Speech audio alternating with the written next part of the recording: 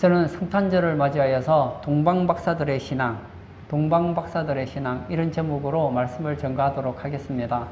오늘 본문은 예수님이 탄생했을 때 배경을 가지고 있습니다. 이 당시에 그 이스라엘 나라를 다스리고 있었던 이 왕은 누구냐? 헤롯이라는 왕이 나라를 다스리고 있었습니다. 그는 이두메 출신이었고 이스라엘 백성들이 좋아하지 않는 왕이었습니다. 그래서 백성들의 환심을 사기 위해서 큰 성전을, 백성들이 성전에 마음이 있다는 걸 알고 큰 성전을 짓고 있었어요. 어마어마하게 큰 성전을 짓고 있었어요. 그러던 어느 날 동방에서 박사들이 옵니다. 요즘으로 말하면 페르시아에서 천문학자라고 보면 좋을 것 같아요. 그런 동방의 박사들이 별을 따라서 이스라엘에 들어온 거예요. 유대인의 왕으로 나시니가 어디 계십니까? 우리가 동방에서 그의 별을 보고 왔습니다 했어요. 이 얘기를 듣고 헤롯 왕이 깜짝 놀란 거예요. 구약에 예언되어진 그 왕 메시아 온다는 얘기는 알고는 있었지만 진짜 왔다는 얘기를 듣고 깜짝 놀란 거예요. 그래서 대제사장을 불러요. 그리고 율법의 전문가라고 서기관들을 부릅니다. 그리고는 묻죠. 그 유대인의 왕에 대해서 좀 얘기를 해봐라 했더니 이 미가서의 얘기를 가지고 얘기하죠. 베들레헴에서 나는 게 맞다는 거예요. 그리고 나서 이 얘기를 듣고 막 헤롯도 놀라고 예루살렘에 있는 사람들이 막 다 소동이 일어났어요. 그리고 나서 이제 보내면서 여긴 아니니까 혹시나 만약 찾으면 나에게도 좀 가르쳐 주시오. 그럼 나도 가서 그 유대인의 왕으로 나신 그분을 경배하고 싶소. 그리고 보냈어요. 가다가 어떤 일이 생겼느냐? 가다 보니 별이 또 보여요. 그래서 그 별이 앞서 인도합니다. 그 별을 따라가더니 그 별이 어디 위에 서느냐? 어떤 집에 이르러요. 그래서 기뻐서 아기 예수님을 만나고 유대인의 왕이 예수님을 만나고 그리고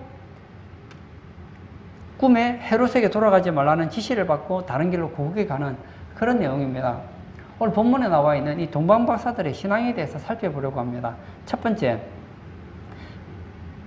9절에 보면 그 별이 앞서 인도하여 갔다 그랬습니다. 9절 한번 볼까요? 박사들이 왕의 말을 듣고 갈새 동방에서 보던 그 별이 문득 앞서 인도하여 가다가 이렇게 나와 있습니다. 뭐라고요? 이 동방의 박사들이 대체 그 왕은 어디 계신가 하고 가던 중에 동방에서 보던 그 별이 문득 앞서 인도했다는 거예요. 그리고 어디 섰느냐? 악이 있는 곳에 머물러 서 있는지라. 그러니까 이 별의 인도를 따라왔다는 거예요. 이 별이 동방박사들을 아기 예수님께 인도하였고 아기 예수님이 있는 곳 위에 머물러 섰다는 거예요. 무슨 얘기입니까? 이 동방박사들은 하나님의 인도를 받는 신앙을 가지고 있었다는 거예요. 하나님께서 직접 인도하기도 하지만 다양한 방법으로 인도하시죠. 어떻게 인도하십니까? 구약시대에 보면 하나님께서는 우림과 둠빔을 통해서 하나님의 뜻을 가르쳐 주시고 인도하시기도 하시고 어떨 때는 구름 기둥과 불 기둥으로 인도하기도 하셨죠. 예를 들면 이스라엘 백성들이 출애굽을 했는데 어디로 가야 될지를 모르는 거예요. 어디로 갈지를 몰라요.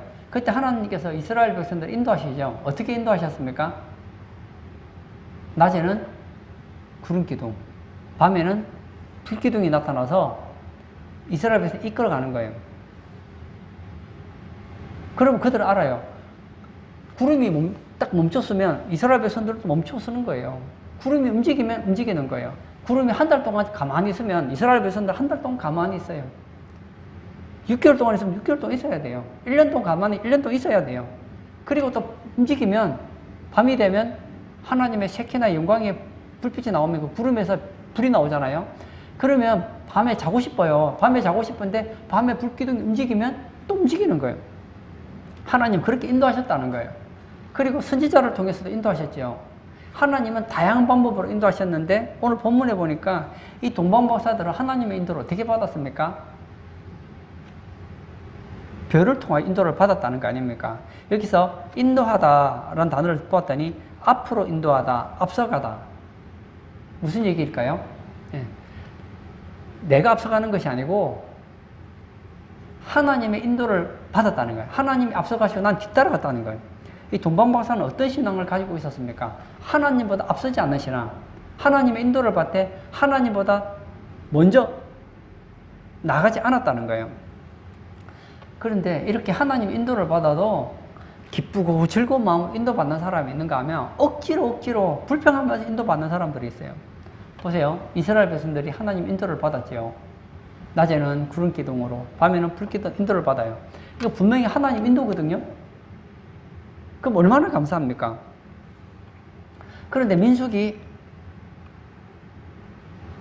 14장 13절에 보면 이런 말이 있어요. 어찌하여 여호와가 우리를 그 땅으로 인도하여 칼에 쓰러지게 하려는가? 그래요. 하나님께서 지금 이스라엘 백성들 어디로 이끌어가려고 합니까? 약속의 땅 가나안으로 이끌어가려고 하는데 그들은 알았어요. 아, 하나님이 지금 우리를 약속의 땅 가나안 인도하려고 하는구나. 근데 그 땅은 어떤 땅이냐? 우리를 죽이는 땅이다 라고 생각했어요. 하나님 인도를 받으면 칼에 죽는다고 생각했어요. 그래서 뭐라고 합니까? 애굽으로 돌아가는 것이 낫지 않겠느냐 그래요. 하나님 인도 받는 것보다 우리 마음대로 하는 게 낫겠다고 생각했어요. 여러분, 하나님 인도 받는 거 이거 좋은 거예요. 나쁘지 않아요. 근데 이스라엘 백성들이 생각할 때는 하나님의 인도를 받으면 우리는 죽게 된다는 거예요. 차라리 하나님 인도 받지 않고 내 마음대로 사는 것이 낫겠다고 생각해서 그들은 애굽으로 돌아가려고 했었어요. 그런데 믿음의 사람이었던 여호수아와 갈렙은 얘기가 달랐어요. 여호와께서 우리를 기뻐하시면 우리를 그 땅으로 인도하여 들이실 것이다. 맛 똑같아요. 이스라엘 백성들도 그렇게 생각했고 자기들도 그렇게 생각했어요. 그런데 차이가 있습니다. 그 땅을 우리에게 주시리라. 그 땅은 젖과 꿀이 흐르는 땅이라 그래요. 보세요. 이스라엘 백성들이 하나님 인도를 받고 있어요. 그들도 알아요. 하나님이 우리를 인도한다는 걸 압니다. 아는데 그들은 어떻게 받아들였느냐? 아, 하나님 우리를 지금 약속의 땅에 집어넣어서 칼에 죽게 하려고 하는구나. 하나님 우리가 죽기를 원하고 있는 신이라고 생각했어요. 거기에 반하여서 여호수아와 갈렙은 어떤 생각을 가지고 계셨느냐? 하나님 우리 인도하는 거 맞다는 거예요. 왜 그 땅에 들이셨느냐? 우리에게 그 가나안 땅을 선물로 주시려고. 하나님이 주시려는 가나안 땅은 어떤 땅이냐? 그 땅은 젖과 꿀이 흐르는 땅이다. 그렇게 생각했단 말이에요. 여러분, 하나님 인도를 받아도 어떤 사람은 야, 내가 하나님 인도 받아서 이러다가 내가 죽겠구나, 망하겠구나, 하나님 인도 받으면 안 되겠구나, 그렇게 생각하는 분들이 있어요. 우리가 교회 나와서는 신앙생활을 나름 열심히 하잖아요. 세상에 나가서 성경 말씀에 하나님은 이렇게 말씀하시고 이렇게 하라고 인도하시지만 하나님 말씀대로 살면 우리는 죽어요. 이스라엘 백성들처럼 하나님 말씀의 인도를 받으면, 세상에서 하나님 말씀대로 살면 우리는요 칼에 죽는다니까요. 세상에서 낙오자가 된다니까요. 그런 사람이 있는가 하면 또 한 종류의 사람은 반대로 생각해요. 이해는 되지 않지만 우리가 하나님의 인도를 받으면 그것은 사는 길이고 그것은 복된 길이다라고 생각하는 사람이 있어요. 사랑하는 성도 여러분, 하나님은 다양한 방법으로 우리를 인도하십니다. 말씀을 통해 인도하시고, 저 같은 목사의 설교를 통해서 인도하기도 하고, 기도 응답을 통해서 응답하시기도 하고, 환경을 통해서 응답하시기도 하고, 주변의 사람들을 통해 인도하시기도 하시잖아요. 이때 여러분들은 하나님 인도받는 것을 기뻐하고 즐거워하십니까? 아니면 불평원망하면서 인도를 받으십니까? 제가 스콧 해밀턴이라는 책에 참 제가 감동을 받은 게 있어요. 이 책 제목이 재밌어요. 스콧 해밀턴의 행복을 위한 8가지 기본기. 스콧 해밀턴이 행복하니까 스콧 해밀턴의 행복을 위한 8가지 기본기라는 책을 썼다는 거예요. 그런데 저도 이 책을 읽기 전에는 스콧 해밀턴이 뭐 하는 사람인지 잘 몰랐는데, 이 스콧 해밀턴이 어떤 사람이냐? 미국의 피겨스케이팅 선수였습니다. 1984년에 동계올림픽에 나가서 금메달을 땄고, 그리고 1981년부터 1984년 4회 연속 전미 선수권 대회에서 1등을 했다는 거예요. 그리고 프로로 전향해서 쇼스케이터와 프로듀스를 지금 하고 있습니다. 아, 이런 사람이라면, 아, 그렇지. 스콧 해밀턴은 금메달도 따고 하는 일마다 잘 됐으니까 행복할 수밖에 없겠지. 그건 우리가 다르니까 그렇게 생각할지 모르는데 그분이 글을 읽어보니까 야, 이 사람만큼 힘든 인생을 산 사람도 없더라고요. 이 스콧 해밀턴은 2살 때 괴질에 걸립니다. 그런데 병원을 다녀도 병명을 몰라요. 그런데 음식을 먹으면 음식이 소화가 되지 않아서 바로 몸에서 흡수를 못하고 바로 내버리더라는 거예요. 그래서 이 전문의와 상담을 해도 안 되는 거예요, 안 되는 거예요. 그래서 이 소화 전문의 한 박사님이 이런 얘기 했다는 거예요. 어차피 그 아이는 지금 나이는 9살인데 몸은 4살인 거예요, 4살. 음식을 소화를 못하니까. 그 키는 한 4살 정도밖에 안 되는데, 덩치나 이런 거 4살밖에 안 되는데, 실제 나이는 9살이라는 거예요. 갓난아기 같은 몸 아닙니까? 그래서 어차피 얘는 애를 위해서 너무 많은 치료를 한다고 그렇게 에너지를 쏟았는데, 그렇게 하지 말고 오히려 평소처럼 식사를 하게 하세요. 그랬다는 거예요. 그래서 뭐 방법이 없으니까 지금 거의 10살 다 된 애가 4살 정도밖에 되지 않는 키와 덩치를 가지고 있으니 의사 선생님이 차라리 애가 못 먹는다고 해서 적게 먹이지 말고 평소처럼 먹이라는 거예요. 그리고 그 담당이가 하는 얘기가 이 부모님이 너무 고생을 하니까 일주일 내도록 그 아이에게 신경을 쓰고 있으니까 차라리 우리 아이가 토요일마다 스케이팅을 하니까 스콧 해밀턴도 같이 스케이팅을 하게 하면 어떻게 하느냐 그렇게 얘기했다는 거예요. 그래서 그러면은 내가 애를 봐줄 테니까 그러면 토요일에는 좀 가족들이 쉴 수 있지 않겠느냐. 그래서 스케이팅을 하게 됐어요. 근데 이 아이가 한 가지 스케이팅을 하면서 한 가지 배운 게 있더라는 거예요. 키도 작고 운동도 못하고 뭐 모든 것이 다른 사람하고 안 되는데 스케이트장에서는 조건이 똑같다는 걸 알게 됐다는 거예요. 그래서 그때부터 얘가 열심히 스케이팅을 탔는데 하나님의 은혜로 그 괴질이 나아버린 거예요. 그리고 점점 잘해서 나중에는 어떻게 되느냐. 올림픽에 나가서 금메달을 따고 미국 최고의 스케이팅 선수가 됐다는 거예요. 뭐 어릴 때 그럴 수 있지. 아닙니다. 1997년에 근데 또 불행한 일을 맞이하게 됩니다. 고환암 3기 진단을 받아서 암을 극복하고 복귀해서 이제 좀 되는가 했더니 2004년에 뇌종양과 뇌하수체암 진단을 받아서 또 암을 경험하게 됩니다. 그래서 이기고 이제 좀 괜찮은가 보다 생각했더니 2010년 6월에 다시 뇌에 종양이 발견되어서 수술하고 회복에 성공했다는 거예요. 근데 이분이 행복하게 되는 8가지 얘기를 해주는데 그 8가지 얘기 중에서 제가 제일 와닿았던 얘기가 있어요. 그게 뭐냐면 제 입장입니다. 당신의 전능한 코치를 믿어라. 이 얘기였습니다. 8가지 이분이 행복하게 살았던 8가지 이야기를 해주는데 저는 제 입장이 제일 마음에 와닿았어요. 뭐 저는 운동선수가 아니니까 운동에 대해서 잘 몰라요. 그런데 운동선수를 옆에서 지도해주는 코치가 있잖아요. 운동 세계에서는 코치는 어떤 사람이냐? 운동선수에게서는 신과 같은 존재라는 거예요. 그래서 코치가 얘기하면 내가 생각하기에 틀려도 코치가 그게 좋다고 생각하면 무조건 따르는 것이 운동선수의 삶이라는 거예요. 근데 좋은 코치를 만나서 코치가 시키는 대로 하면 결국은 그 결과는 자기가 생각한 것보다 더 좋은 결과가 나온다는 거예요.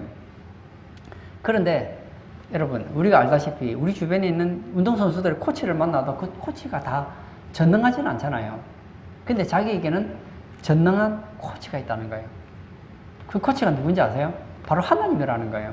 그래서 이 스콧 해밀턴은 뭐라고 하느냐면 자기에게는 전능한 코치가 있다는 거예요. 그분이 누구냐? 하나님이라는 거예요. 그래서 여러분이 정말 행복하기를 원하신다면 어떻게 해야 되느냐? 하나님을 여러분의 인생의 코치로, 전능한 코치로 믿고 순종해 보라는 거예요. 그래서 자기 얘기를 했다는 거예요. 자기는 2살 때부터 괴질에 걸렸고, 그리고 머리가, 죄송합니다. 요즘 말로 하면 대머리.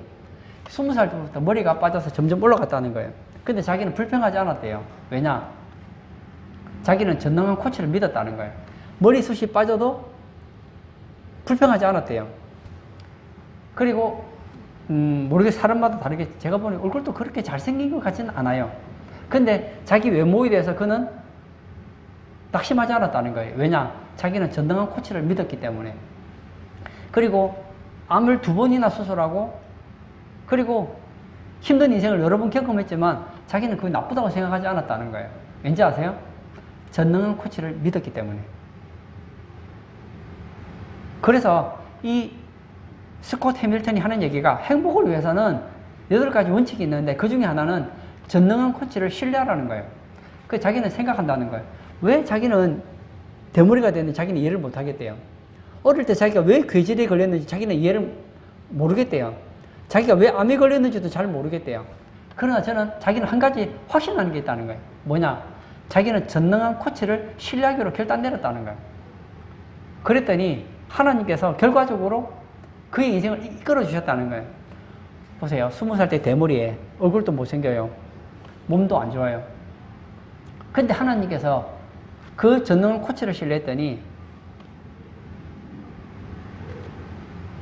너무너무 좋은 아내를 만났고, 그리고 그의 미래가 너무너무 행복하더라는 거예요. 그렇습니다. 여러분, 스콧 해밀턴만 전능한 코치가 있는 게 아니에요. 우리에게도 있단 말이에요. 동방박사들은 어떻게 했습니까? 동방박사들은 하나님의 인도를 받는 것을 기뻐하고 즐거워했습니다. 사랑하는 성도님, 하나님은 동방박사들만 인도해 주실까요? 오늘 제가 얘기했던 이 스콧 해밀턴만 전능한 코치로서 인도해 주셨을까요? 아닙니다. 우리도 똑같이 인도하십니다. 우리는 하나님의 인도를 받는 하나님의 자녀들이에요. 여러분, 하나님의 인도를 받을 때 어떤 사람은 불평해요. 어떤 분들은 원망해요. 어떤 분들은 하나님 인도가 마음에 안 든대요. 스콧 해밀턴도 말했잖아요. 자기가 대머리 된 게 마음에 안 든대요. 근데도 행복하대요. 자기가 암 걸린 거 힘들지만 거기에 대해서 자기는 원망하지 않겠대요. 왜냐? 자기는 전능한 코치를 신뢰했기 때문에. 오늘 성탄절을 맞이해서 동방박사들이 하나님의 인도를 받아서 결국은 예수님을 만났잖아요. 우리가 하나님의 인도를 받으면 하나님은 우리로 하여금 가장 좋은 길로 인도하신다는 것, 이걸 잊으시면 안 돼요. 동방박사들의 신앙 첫 번째, 동방박사들의 신앙은 어떤 신앙이었습니까? 별의 인도를 받았다는 거예요. 무슨 얘기입니까? 하나님의 인도를 받는 신앙이었다는 거예요. 두 번째, 엎드려 아기께 경배합니다. 11절도 볼까요? 집에 들어가 아기와 그의 어머니 마리아가 함께 있는 것을 보고 엎드려 아기께 경배하고. 여기 보면 집에 들어갔더니 집에 누가 있었느냐? 아기와 어머니 마리아가 있었습니다. 우리가 잊지 말아야 될 것은, 우리가 성화를 보면 이 예수님 어디서 태어나셨느냐? 이 마구간에서 태어났잖아요. 그래서 동방박사들이 마구간에 가서 아기 예수님께 경배한 것으로 아는데 그게 아니에요. 처음에 태어났을 때는 마구간에 태어났지만 이 별 따라오는 동안에 시간이 상당히 많이 지나간 거예요. 그게 뭐 마구간에 하루 이틀 있지 계속 있는 건 아니잖아요. 그날 밤에 잠잘 데가 없어서 하룻밤 그 마구간에 있었지 계속 마구간에 있은 거 아니거든요. 그래서 그날 이 동방박사들이 갔더니 그 집에 누가 있었느냐? 어머니 마리아가 있었고, 그리고 누가 있었느냐? 아기가 있더라는 거예요. 근데 이 동방박사들은 누구에게 경배했느냐? 어머니 마리아에게 경배한 것이 아니고 아기께 경배했다는 거예요. 여러분, 이게 중요합니다. 오늘날 가톨릭은 마리아를 하나님으로 만들어서 신으로 만들었어요. 예수의 어머니 마리아를 마치 신이라도 된 것처럼 만들었어요. 저는 잘 모르겠지만 제가 영상을 보면 이 성당에 들어가시는 분들이 보면 이 마리아 동상 앞에서 이렇게 경의를 표하잖아요. 그리고 마리아 기도라고 해서 마리아에게 기도를 해요. 제가 예전에 학교 다닐 때 아주 극성스러운 정도로 천주교 열심인 카톨릭 선생님이 계셨어요. 이분이 천주교에 대해서 얘기를 많이 해주셨어요. 그리고 이런 얘기를 하는 거예요. 자기는 기도하면 아기 예수님께 직접 하지 않고 마리아에게 한다는 거예요. 예수의 어머니 마리아에게 한다는 거예요. 그리고 그 얘기를 이렇게 얘기해줘요. 내가 예를 들어서 어떤 사장을 만나러 가려고 하면 부담스럽잖아요. 근데 사장의 부인을 만나서 얘기하면 사장 부인이 내 할 얘기를 잘 해주지 않겠느냐 이거예요. 예를 들어 우리나라 대통령을 직접 만나서 대통령한테 뭔가를 부탁하는 건 어렵잖아요. 그럴 것 같으면 영부인에게, 대통령 부인에게 찾아가서 얘기를 부탁을 하면 대통령 부인이 얼마나 대통령에게 얘기를 잘해주겠느냐 이거지, 좋게. 그래서 자기는 예수님께 직접 기도하지 않고 누구에게 하느냐? 마리아에게 기도한다는 거예요. 그럼 마리아가 자기를 대신해서 예수님에게 잘해줄 거라는 거예요.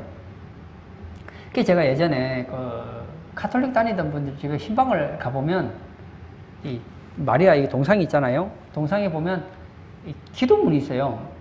예. 마리아의 기도 해가지고 기도문이 있어요. 뭐 우리의 성모 마리아여 뭐 이렇게 해서 막 기도문이 쫙 나와요. 읽어보면 기도는 누구에게 하는 거예요? 하나님께 하는 거 아닙니까?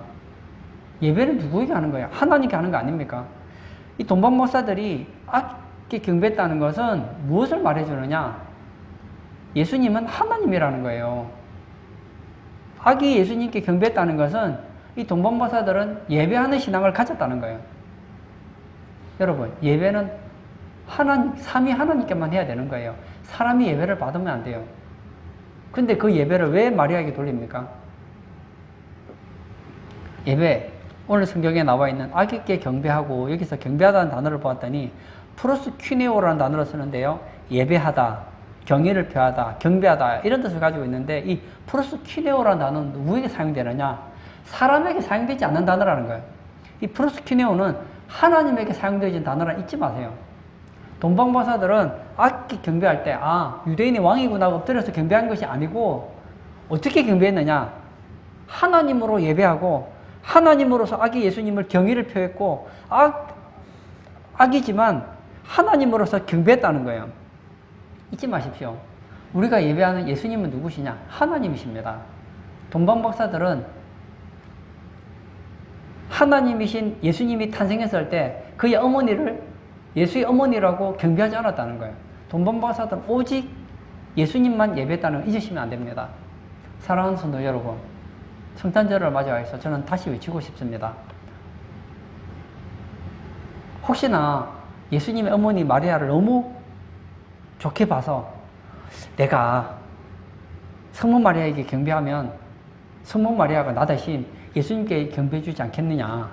내가 예수님께 기도할 걸 성모 마리아에게 기도하면 성모 마리아가 예수님께 대신 기도해 주지 않겠느냐. 아니에요. 이건 우상 숭배예요.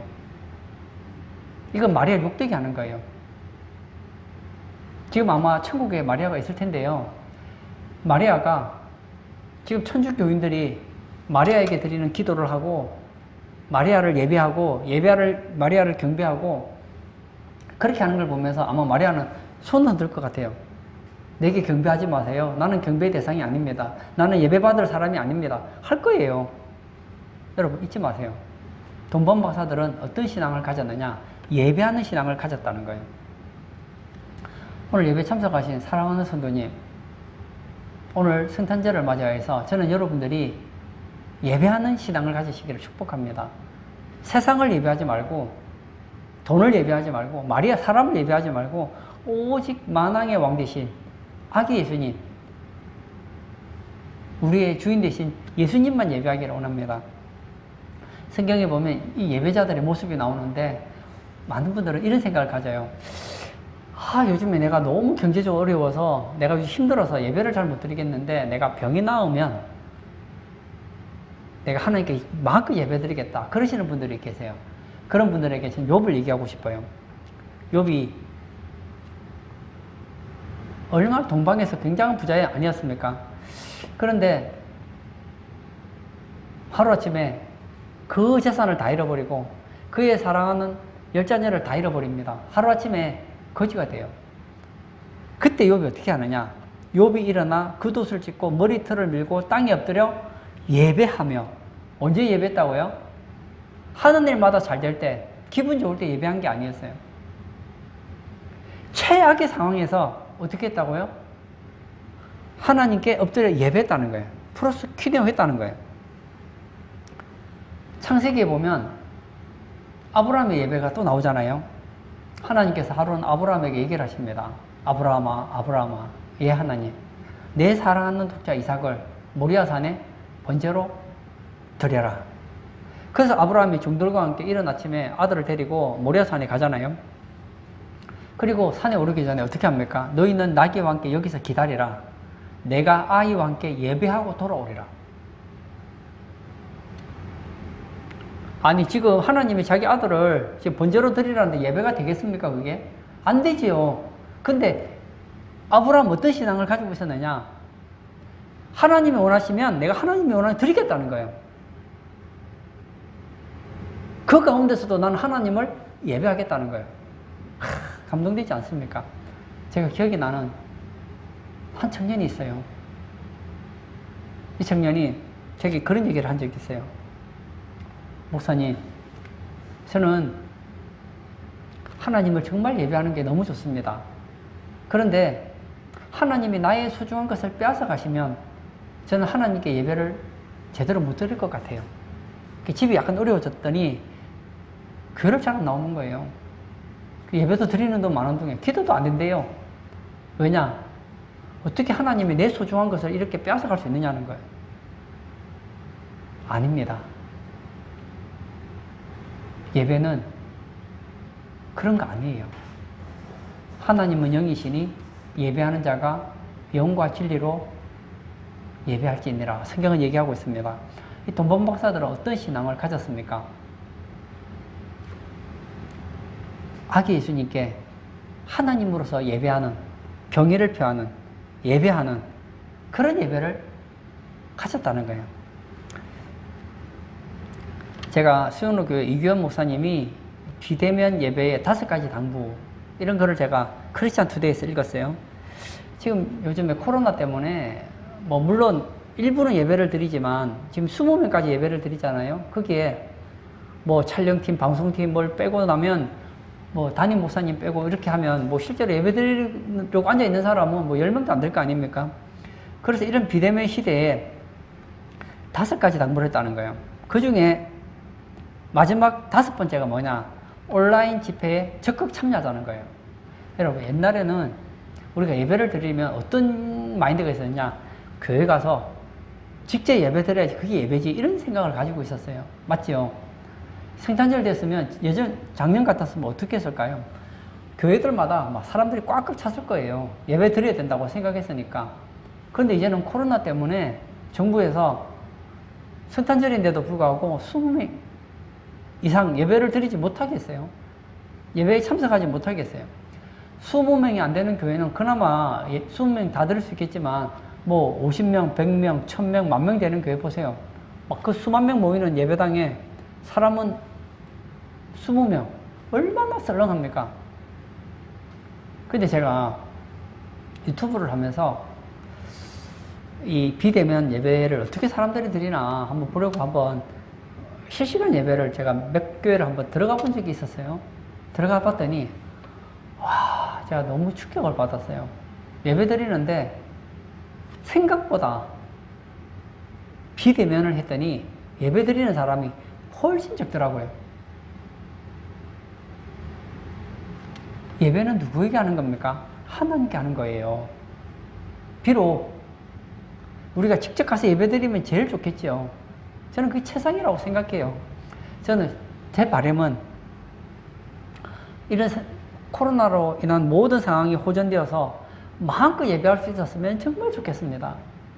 근데 만약 앞으로 올해가 아니라 내년에도 코로나 때문에 20명 이하로 예배를 드려야 되고 또 더 심해지면 예배자 1명, 촬영하는 사람, 그렇게 하면 교회 예배 드릴 수 있는 사람이 5명, 6명밖에 안 되게 그렇게 예배 드릴 때도 올 수도 있잖아요. 그러면 1년 내도록 예배당에 갈 수 없잖아요. 제가 이번에 성탄을 맞이해서 제가 평소에 감사하게 생각하는 몇몇 분들에게 제가 전화를 드렸습니다. 전화를 드렸더니 그 권사님들이 제게 그런 얘기를 해주셨어요. 목사님, 교회 가서 예배를 드리고 싶은데 한 달째 교회를 못 가고 있다는 거예요. 그래서 유튜브로 예배를 드리는데 가서 직접 예배하고 싶은데 그럴 수 없어서 너무 안타깝다는 거예요. 맞습니다. 안타깝죠. 직접 가서 예수 믿는 사람들끼리 같이 모여서 예배 드리면 이거 얼마나 좋겠어요. 근데 그럴 수 없다면 그렇게라도 예배를 드리셔야죠.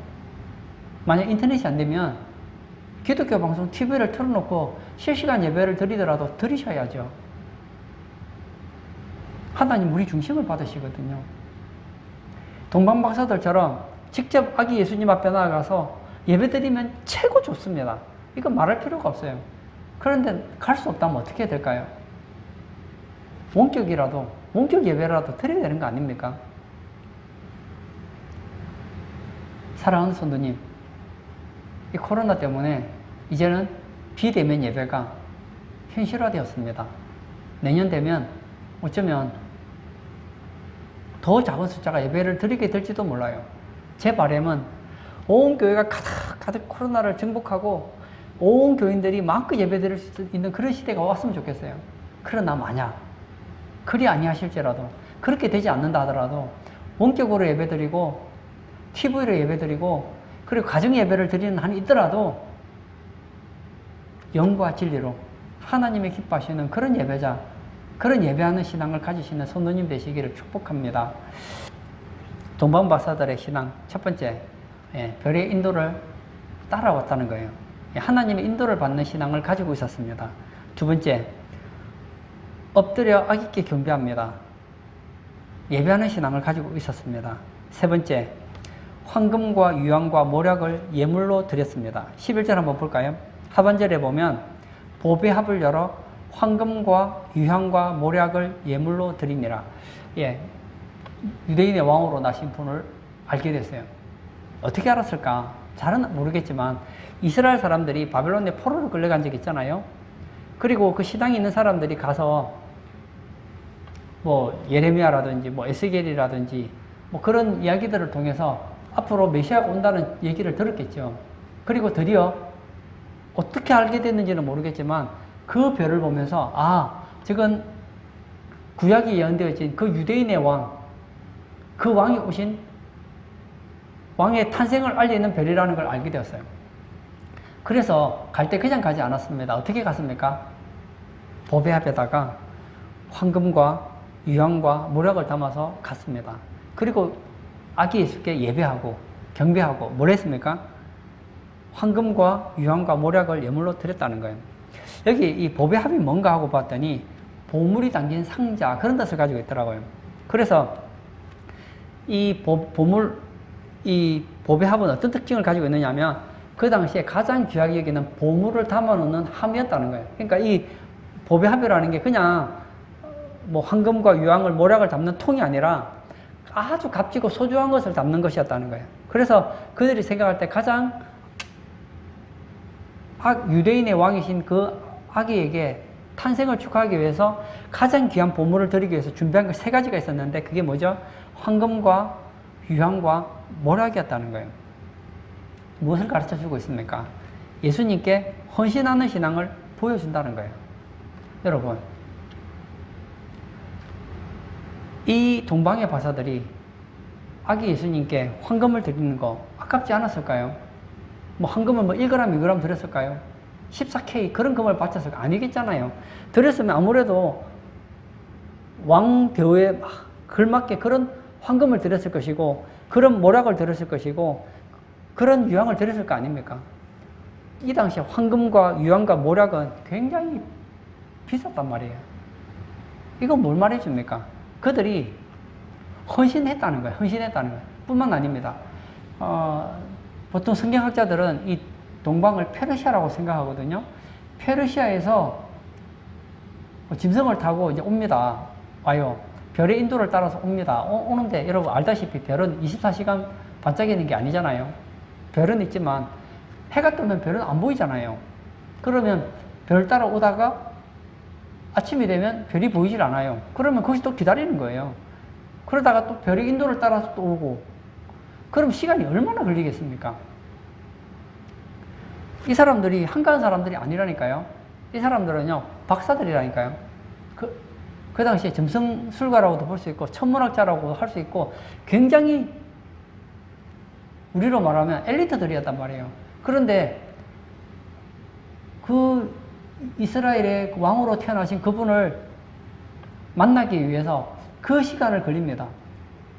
어쩌면 그 기간이 뭐 한 달이 걸릴 수도 있고 2달이 걸릴 수도 있잖아요. 그러면 왔다 가면 얼마나 시간이 많이 몇 달이나 걸리잖아요. 그럼에도 불구하고 그들은 그걸 아까워하지 않았다는 거예요. 여러분, 진정한 헌신의 특징이 있습니다. 헌신은 아까워하지 않습니다. 이 동방 박사들이 별의 인도를 따라서 이 아기가 서 있는 곳에 머물러 쓴 것을 보고 들어가서 아기를 보고 어떻게 했습니까? 기뻐했다는 거예요. 그리고 아기 예수께 경배하고, 그리고 기쁜 마음으로 황금과 유황과 모략을 보배 앞에서 꺼내서 드렸다는 거예요. 얼마나 아름다운 헌신입니까? 저는 우리 사랑하는 성도님들도 하나님께 이런 헌신을 했으면 좋겠어요. 헌금을 드리더라도 아까워서 어쩔 수 없이 드리는 것이 아니라 기쁘고 즐거운 마음으로. 하나님은 거지가 아니거든요. 하나님 우리의 중심을 보기를 원하세요. 우리가 하나님 앞에 기쁜 마음, 즐거운 마음으로 드리면 하나님이 얼마나 좋아하시는지 몰라요. 저는 이 황금과 유황과 모략을 들었던 동방 박사를 생각하면서 여러 명의 인물이 생각이 났습니다. 그 중에 한 사람, 다윗이 생각났어요. 다윗이 백향목궁에서 살면서, 그는 원래 그 양치던 목동 아니었습니까? 그런 목동을 하나님께서 다윗을 높이셔서 한 나라의 왕이 되게 해주셨어요. 그런데 그는 하나님께 뭔가를 해드리고 싶은데 뭘 해드릴까 생각하던 중에 한 가지 알게 됐어요. 하나님의 괴는 휘장 가운데 있다는 걸 알게 됐어요. 자기는 백향목궁에서 이렇게 잘 살고 있는데, 그래서 나단 선지자에게 얘기하죠. 선지자님, 나는 백향목궁에 살고 있는데 하나님의 괴는 휘장 가운데 있네요. 무슨 얘기입니까? 내가 하나님을 위해서 뭔가 헌신하고 싶다는 거예요. 뭔가 드리고 싶다는 거예요. 뭐요? 성전을 짓고 싶다는 얘기 아닙니까? 근데 하나님이 내 헌신을 기뻐할지 기뻐하지 않을지를 모르기 때문에 이렇게 간접적으로 얘기했어요. 얘기했더니 선지자가, 아유, 그러면 하나님께서 기뻐하실 테니까 왕이 기뻐하는 대로 하십시오. 그렇게 얘기를 해줘요. 다윗의 마음을 읽고 있으니까. 근데 그날 밤에 하나님이 말씀하시잖아요. 뭐라고 합니까? 난 다윗이 짓는 성전 원하지 않아. 그렇게 얘기한단 말이에요. 그래도 다윗은 기쁜 거예요.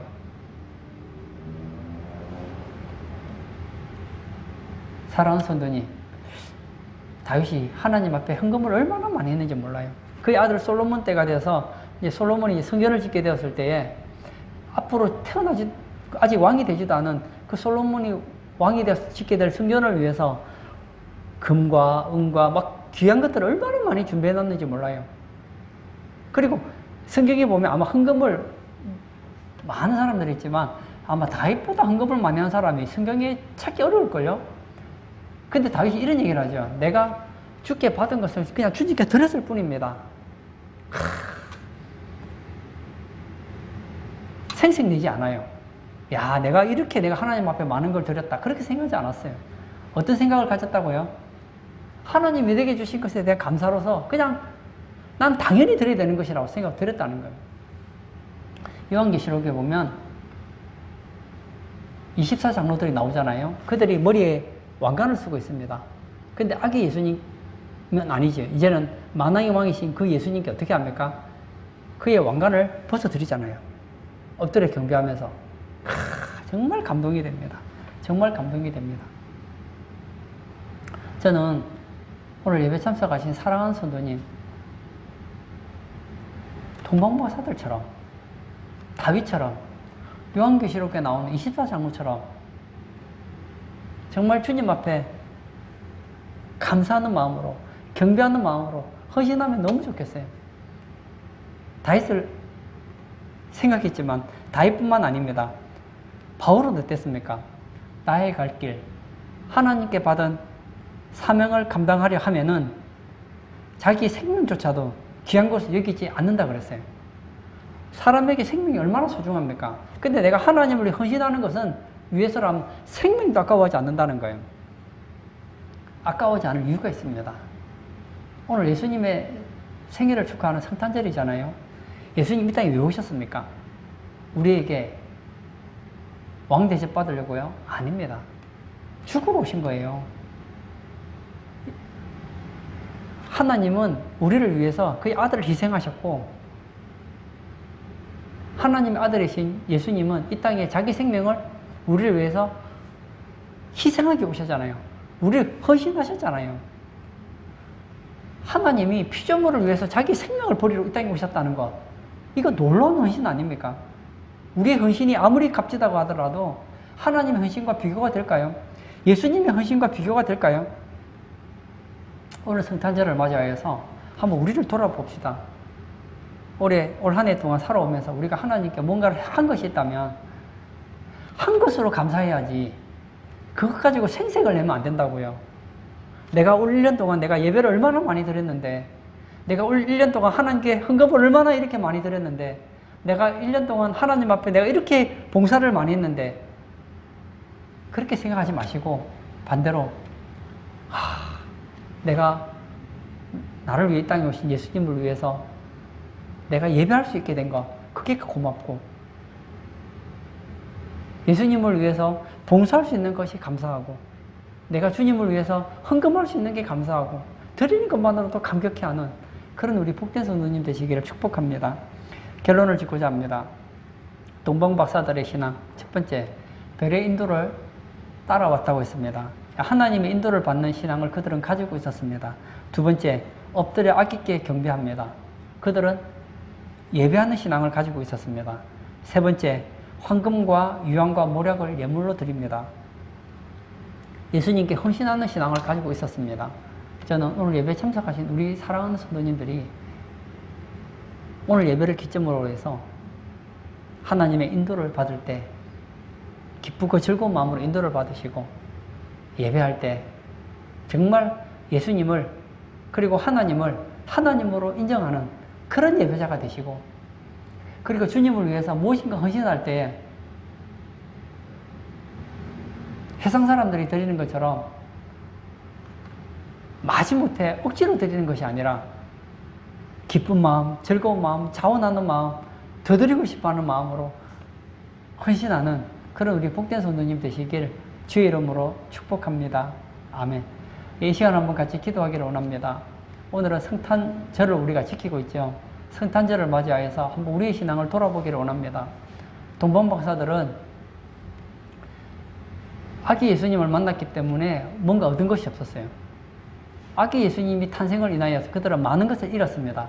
그들은 시간을 잃어야 했고, 수많은 시간을 낭비해야 됐고, 그리고 좋은 집을 떠나서 그 동방에서 이스라엘까지 오는 동안에 생활도 너무 불편했고, 그리고 황금과 유황과 모략도 낭비해야 했습니다. 그러나 그들은 기뻐하고 즐거워하면서 아기 예수님께 예배드리고 예물을 드리고 돌아갔던 것을 보게 됩니다. 오늘 성탄절을 맞이하여서 우리도 동방 박사들처럼 예수님께 무엇인가를 해드린다고 할 때 억지로 마지못해 하는 것이 아니라 정말 기쁘고 즐거운 마음으로 주님을 위해 손해보는 것이 기쁨이요, 주님을 위해서 낭비하는 것이 기쁨이요, 주님을 위해 드릴 수 있는 것이 내가 살아가는 이유임을 깨닫고 그렇게 감격스러운 신앙생활하는 그런 복된 성도 되게 해달라고 우리 다 같이 기도하도록 하겠습니다.